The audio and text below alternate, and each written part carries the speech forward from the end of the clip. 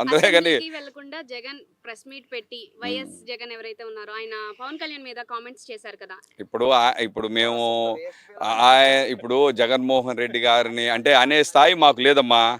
ఆయన మా పవన్ కళ్యాణ్ గారు చూసుకుంటారు ఆయన గురించి. జగన్మోహన్ రెడ్డి గారు ఏం చేసి అందుకనే ఇక ప్రజలు 11 సీట్లు ఇచ్చింది.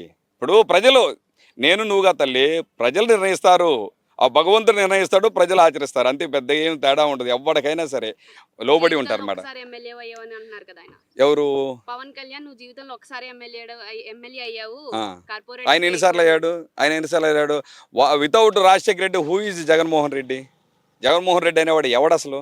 ఎందుకు మనం ఆ లెక్కలోకి వెళ్తే ఆ లెక్కలు కన్న తల్లినే చెల్లినే పక్కన పెట్టిన వ్యక్తి. ఆయన గురించి మన అనవసరం అనమాట. మీరు ఆడటం కూడా దండగా, ఎందుకంటే అందరికీ తెలుసు. అందుకనే 11 సీట్లు ఇచ్చేసి కనీసం ప్రతిపక్ష హోదా కూడా గతి లేని పరిస్థితిలో వైసీపీ ఉంది. ఆయన మరి దేనికి ఆచిస్తున్నాడు? మరి అంత ధైర్యం ఉన్న వ్యక్తి రావచ్చుగా, శుభ్రంగా అసెంబ్లీలోకి రావచ్చుగా, 11 మంది తీసుకురావచ్చుగా. ఆయన సింహం పులియో లేకపోతే ఏదో పులివెందుల సంథింగ్ ఏదో అంటారు కదా, రావచ్చుగా. ప్రజా సమస్యల మీద గళం ఇప్పొచ్చు కదా. ఆయన లెగిస్తే వచ్చేసి బెంగళూరులో ఉంటున్నాడు. ఇంకా ఆయన గురించి మనం ఎందుకు ఆయన విజ్ఞతగా వదిలేస్తున్నాం. వైసీపీ వాళ్ళు విజ్ఞతగా వదిలేస్తాం. వాళ్ళ గురించి మనం పడుచుకోవాల్సిన అవసరం లేదు.